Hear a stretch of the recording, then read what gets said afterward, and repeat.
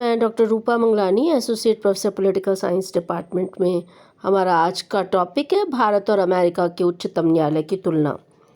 तो हम उच्चतम न्यायालय पढ़ चुके हैं और उच्चतम न्यायालय से संबंधित शक्तियाँ, संरचना और इन सब चीज़ों को देख चुके हैं।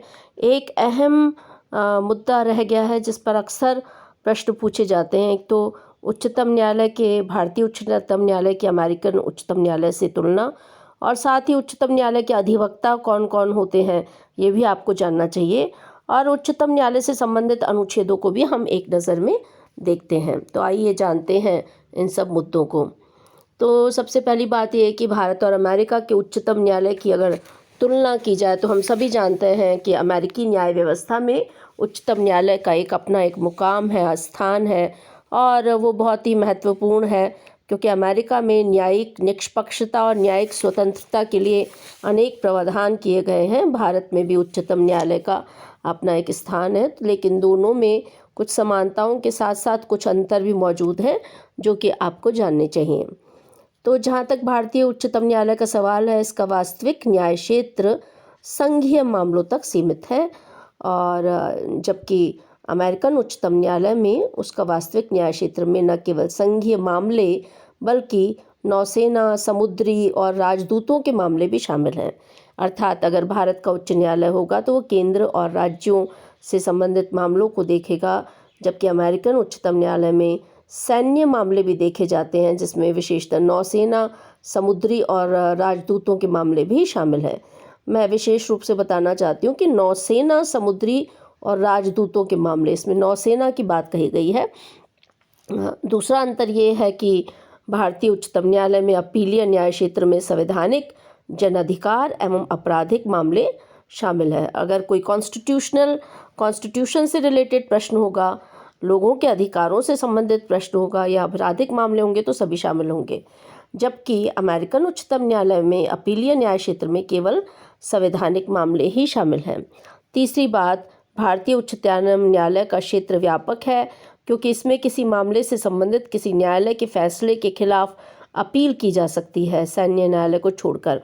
अमेरिकन उच्चतम न्यायालय में इसके पास इस तरह की शक्तियाँ नहीं मौजूद हैं। भारतीय उच्चतम न्यायालय एक सलाहकार न्याय क्षेत्र है, जबकि अमेरिकन उच्चतम न्यायालय के पास कोई सलाहकार न्याय क्षेत्र नहीं है। भारतीय उच्चतम न्यायालय जो है न्यायिक समीक्षा के अवसर सीमित हैं भारतीय उच्चतम न्यायालय के पास, जबकि अमेरिकन उच्चतम न्यायालय के पास न्यायिक समीक्षा का व्यापक क्षेत्र है। हम सभी जानते हैं कि अमेरिका में जुडिशल रिव्यू का दायरा जो है वो सीमित है। हमने विधि द्वारा प्रोसीजर एस्टैब्लिश बाय लॉ की बात देखी है, विधि द्वारा स्थापित प्रक्रिया का अध्ययन किया है। दरअसल अमेरिका में न्यायाधीश जो हैं वो ये भी देखते हैं कि बना हुआ कानून जो है वो प्राकृतिक रूप से, अर्थात वो कानून बनने लायक है या नहीं, जबकि वो न्यायिक समीक्षा के दायरे में आता है। अर्थात निर्मित कानून की पूरी तरह से जो है समीक्षा की जाती है, जबकि भारत में न्यायिक समीक्षा में ये देखा जाता है कि निर्मित कानून जो है वो संविधान के अनुकूल है या प्रतिकूल है। तो ये बहुत महत्वपूर्ण है। भारत में विधि द्वारा कार्यवाही के तहत ही अधिकारों की रक्षा जो है वो सर्वोच्च न्यायालय द्वारा की जाती है, जबकि अमेरिका में विधिवत प्रक्रिया के तहत नागरिकों के अधिकारों की रक्षा की जाती है। तो प्रोसीजर एस्टैब्लिश बाय लॉ और ड्यू प्रोसेस ऑफ लॉ का जो अंतर है, जिस पे हमने पहले भी चर्चा की थी, वो जो है उसका अंतर मौजूद है। भारत के सर्वोच्च न्यायालय के न्याय क्षेत्र व शक्तियों को संसद द्वारा बढ़ाया जा सकता है। संसद जब चाहे वह न्याय क्षेत्र और शक्तियों को चाहे तो बढ़ा सकती है, जबकि अमेरिका के न्याय क्षेत्र व शक्तियाँ संविधान द्वारा उल्लेखित और सीमित हैं। इसी तरह से भारतीय न्याय व्यवस्था में एकीकृत न्याय व्यवस्था के तहत इसके पास न्यायिक अधीक्षक का अधिकार है और सभी उच्च न्यायालयों पर सर्वोच्च न्यायालय का नियंत्रण रहता है। हमारे यहाँ एक ही सुप्रीम कोर्ट है और उसके अधीन राज्यों के उच्च न्यायालय है और फिर उसके बाद अधीनस्थ न्यायालय हैं, जबकि अमेरिका में दोहरी या विभक्त न्याय व्यवस्था के कारण इसके पास कोई ऐसी शक्ति नहीं है। अर्थात वहाँ जो है राज्यों के उच्चतम न्यायालय और अमेरिकी सर्वोच्च न्यायालय जो है उसके उनकी संरचना दोहरी या विभक्त न्याय व्यवस्था है। हमारे यहाँ एकीकृत न्याय व्यवस्था है, पद सोपान की व्यवस्था है, नीचे अधीनस्थ न्यायालय, फिर राज्यों के उच्च न्यायालय, फिर सर्वोच्च न्यायालय, जबकि अमेरिका में ऐसा नहीं है। तो ये कुछ अंतर थे भारतीय उच्च न्यायालय और अमेरिकन उच्च न्यायालय के, जिसको कि आपको जानना चाहिए। इसी तरह से एक और अहम प्रश्न है, वो है उच्चतम न्यायालय के अधिवक्ता। तो अगर उच्चतम न्यायालय के अधिवक्ता देखें तो भारत में उच्चतम न्यायालय के कार्य करने वाले अधिवक्ताओं की 3 श्रेणियां निर्धारित की गई हैं। वरिष्ठ अधिवक्ता, एडवोकेट ऑन रिकॉर्ड और अन्य अधिवक्ता। वरिष्ठ अधिवक्ता ये वे अधिवक्ता होते हैं जिन्हें उच्चतम न्यायालय वरिष्ठ अधिवक्ता की मान्यता देता है। न्यायालय ऐसे किसी भी अधिवक्ता को जो उसकी नज़र में ख्यात विधिवेता हो, कानूनी मामलों में पारंगत हो, संविधान का विशेष ध्यान रखता हो तथा बार की सदस्यता प्राप्त हो, उसकी सहमति से वरिष्ठ अधिवक्ता नियुक्त कर सकता है। वरिष्ठ अधिवक्ता ऑन रिकॉर्ड के बिना बहस में उपस्थित नहीं हो सकता। ऐसा अधिवक्ता किसी अधीनस्थ न्यायालय या न्यायाधिकरण में बिना किसी कनिष्ठ पेशे के नहीं हो सकता। यह प्रार्थना या शपथ पत्र के संबंध में अनुदेश प्राप्त करने के लिए अधिकृत नहीं है। भारत में किसी न्यायालय या अभिकरण में कोई समान प्रारूप कार्य या सलाह या साक्ष्य लेने या किसी प्रकार का प्रसार कार्य करने के लिए अधिकृत नहीं है, परंतु यह निषेध किसी कनिष्ठ के साथ परामर्श में ऐसे किसी मामले के निपटान से संबंधित भी नहीं है। जहाँ तक एडवोकेट ऑन रिकॉर्ड का सवाल है, केवल इस प्रकार के अधिवक्ता ही उच्चतम न्यायालय के समक्ष किसी प्रकार का रिकॉर्ड पेश कर सकते हैं एवं अपील फाइल कर सकते हैं। ये किसी पार्टी की ओर से उच्चतम न्यायालय के समक्ष पेश भी हो सकते हैं। अन्य अधिवक्ता ये वे अधिवक्ता होते हैं जिनका नाम अधिवक्ता अधिनियम 1961 के अंतर्गत किसी राज्य बार काउंसिल में दर्ज होता है।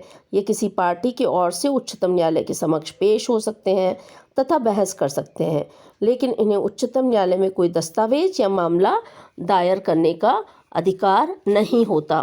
तो इस प्रकार हमने देखा कि 3 तरह के अधिवक्ता होते हैं, वरिष्ठ अधिवक्ता, एडवोकेट ऑन रिकॉर्ड और अन्य अधिवक्ता। अब हम जानते हैं कि उच्चतम न्यायालय से संबंधित कुछ अनुच्छेद, उनको हम जानते हैं। तो भारतीय संविधान में उच्चतम न्यायालय से संबंधित जो अनुच्छेद है उनको आप जानिए। अनुच्छेद 124 में उच्चतम न्यायालय की स्थापना तथा गठन की बात की गई है। 124A में राष्ट्रीय न्यायिक नियुक्ति आयोग की बात कही गई थी, और लेकिन हम जानते हैं कि राष्ट्रीय न्यायिक नियुक्ति आयोग की अब जो है उसे संवैधानिक संशोधन के माध्यम से इस प्रावधान को जो है हटा दिया गया था। तो लेकिन आपको जानना चाहिए कि इसमें क्या था। अनुच्छेद 124B में आयोग के कार्य है, 124C में संसद की कानून बनाने की शक्ति है। तो अब कॉलेजियम व्यवस्था को पुनर्बहाल कर दिया गया है और राष्ट्रीय न्यायिक नियुक्ति आयोग के माध्यम से जो सर्वोच्च न्यायालय के न्यायाधीशों की नियुक्ति का मुद्दा था, अब वो नहीं है। अनुच्छेद 125 के तहत न्यायाधीशों का वेतन आदि, 126 के तहत कार्यकारी मुख्य न्यायाधीश की नियुक्ति, 127 में तदर्थ न्यायाधीशों की नियुक्ति, 128 में उच्चतम न्यायालय के बैठकों में सेवानिवृत्त न्यायाधीशों की उपस्थिति, 129 में अभिलेख न्यायालय के रूप में उच्चतम न्यायालय, 130 में उच्चतम न्यायालय का आसन, अनुच्छेद 131 में जो है उच्चतम न्यायालय का मूल क्षेत्राधिकार, 131A में केंद्रीय कानूनों की संवैधानिक वैधता से संबंधित प्रश्नों के बारे में उच्चतम न्यायालय का विशेष क्षेत्राधिकार, जिसे निरस्त कर दिया गया है अब अनुच्छेद 131A का प्रावधान। अनुच्छेद 132 उच्चतम न्यायालय का कुछ मामलों में उच्च न्यायालयों से अपील के मामले में अपीलीय क्षेत्राधिकार, 133 के तहत सिविल मामलों में उच्च न्यायालय में अपील से संबंधित उच्चतम न्यायालय का अपीलीय क्षेत्राधिकार, 134 में उच्चतम न्यायालय का आपराधिक मामलों में अपीलीय क्षेत्राधिकार, 134A में उच्चतम न्यायालय में अपील के लिए प्रमाण पत्र, 135 में उच्चतम न्यायालय द्वारा वर्तमान कानूनों के अंतर्गत संघीय न्यायालय के क्षेत्राधिकार तथा शक्तियों का प्रयोग। इसी तरह अनुच्छेद 136 में उच्चतम न्यायालय द्वारा अपील के लिए विशेष अवकाश, 137 में उच्चतम न्यायालय द्वारा निर्णयों अथवा आदेशों की समीक्षा, उच्चतम न्यायालय के क्षेत्राधिकार को विस्तारित करना, अनुच्छेद 138, अनुच्छेद 139 कतिपय विषयों पर रिट जारी करने की उच्चतम न्यायालय की शक्ति, 139A कुछ मामलों का स्थानांतरण, 140 उच्चतम न्यायालय की आनुषंगिक शक्तियां, अनुच्छेद 141 उच्चतम न्यायालय द्वारा घोषित कानून का सभी न्यायालयों पर लागू होना, 142 उच्चतम न्यायालय के आदेशों तथा साथ ही अन्वेषण आदि से संबंधित आदेशों का प्रवर्तन करना, 143 राष्ट्रपति की उच्चतम न्यायालय को सलाह करने की शक्ति, 144 सिविल तथा न्यायिक अधिकारियों का उच्चतम न्यायालय का सहायक होना, 144A कानूनों की संवैधानिक वैधता से जुड़े प्रश्नों के विस्तारण के लिए विशेष प्रावधान, 145 न्यायालय के नियम आदि, 146 उच्चतम न्यायालय के पदाधिकारी तथा सेवक एवं व्यय आदि, 147 व्याख्या। तो इस प्रकार हमने देखा कि सर्वोच्च न्यायालय और भारत और अमेरिका के उच्चतम न्यायालय की तुलना को देखा। हमने उच्चतम न्यायालय के जो मुख्य अधिवक्ता देखे और हमने सर्वोच्च न्यायालय से संबंधित अनुच्छेदों को देखा। अब तक जो है हम सर्वोच्च न्यायालय से संबंधित उसकी संरचना को देख चुके हैं। हम देख चुके हैं कि संविधान ने उच्चतम न्यायालय की स्वतंत्रता और निष्पक्षता के कार्यकरण को सुनिश्चित करने के लिए जो बंद किए गए वो हमने देखा कि नियुक्ति का तरीका कैसे होना चाहिए, कार्यकाल की सुरक्षा कैसे दी जाती है कि उन्हें केवल राष्ट्रपति ही हटा सकता है और किसी न्यायाधीश को हटाने के लिए जो है उसका हमने देखा है कि किस तरह से प्रावधान हो।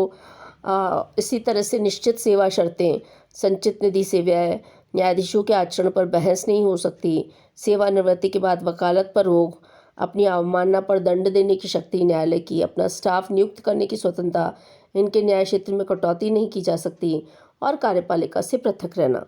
तो इस प्रकार से हमने ये उच्चतम न्यायालय की शक्तियाँ देखी, उसका क्षेत्राधिकार देखा, हमने मूल क्षेत्राधिकार देखा, अपीलीय क्षेत्राधिकार, सलाहकारी क्षेत्राधिकार, अभिलेखों का न्यायालय, न्यायिक समीक्षा की शक्तियाँ और अन्य शक्तियाँ भी देखी।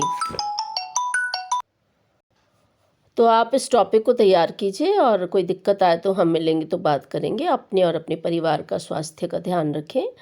शुभकामनाएं। और एक बात और कि ये जो टॉपिक है इससे रिलेटेड कुछ क्वेश्चन भी करके आप जो है वो भेज सकते हैं ताकि मैं उसे चेक करके और आपको जो है सुझाव दे सकूं। धन्यवाद।